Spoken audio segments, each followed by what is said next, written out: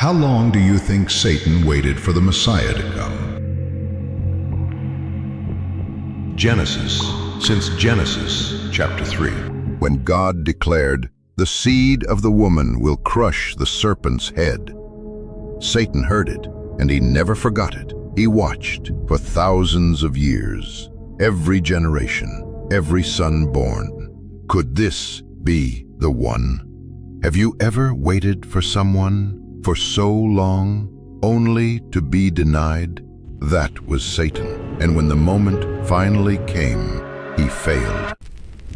Before Eden, before Earth, before humanity even existed, there was war in the highest realms.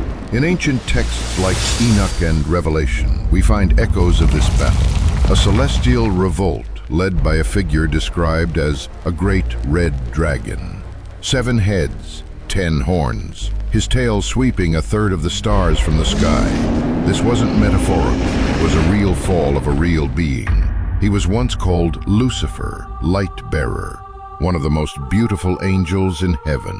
But pride rose in his heart.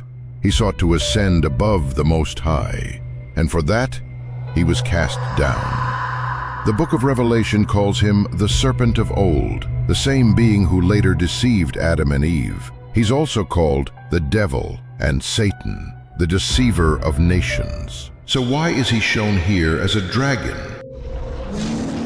Because John wants us to take this being seriously, not as a cartoonish villain, but as a dangerous, fallen power that still seeks to deceive and destroy. Then John saw another sign in heaven, a woman clothed with the sun, the moon under her feet, and a crown of 12 stars. She's pregnant, in pain, about to give birth. Who is she? She represents something greater than herself, a people, a lineage, a legacy. The 12 stars point to Israel, both the tribes and the apostles. And the crown? It speaks of royalty, not of this world, but from above. She carries the hope of a future king and points to the coming of the King of Kings. Out of her would come the Messiah, the promised seed of Genesis chapter 3, verse 15, one destined to crush the serpent's head. And when the child was born, the dragon was ready, waiting, hungry. But before he could strike, the child was caught up to God's throne.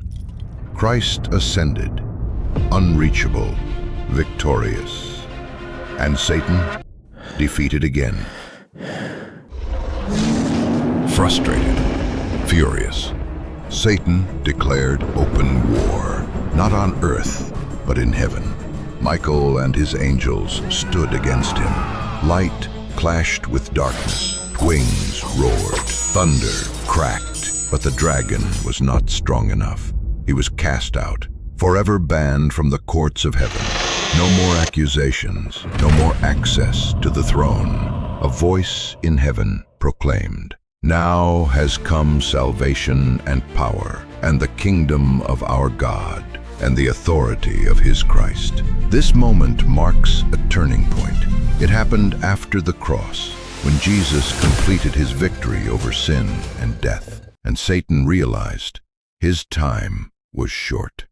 Unable to reach Christ directly, Satan turned, burning with fury, toward the woman, to God's people. He pursued her for 1,260 years, an age of persecution, martyrs, darkness. But the woman was given eagle's wings, and she fled into the wilderness. The dragon sent a flood from his mouth, false teachings, lies, deception.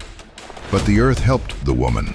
Historically, many believe this points to the rise of new lands, places where believers found refuge. For a time, she was safe. When he failed to destroy the woman, Satan, the dragon, enraged, turned to make war with the rest of her offspring. Those who keep the commandments of God and hold to the testimony of Jesus. This isn't about religion.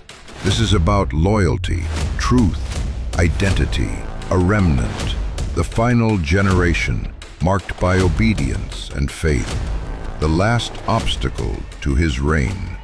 Why is Satan so angry, so desperate? Because he keeps losing. He lost in Eden, he lost at the cross, he lost in heaven, he failed to destroy the church. And now, more than 2,000 years since the resurrection, over 3,000 years since the kings and prophets, and nearly 7,000 years since Genesis 3, Satan knows his time is almost up.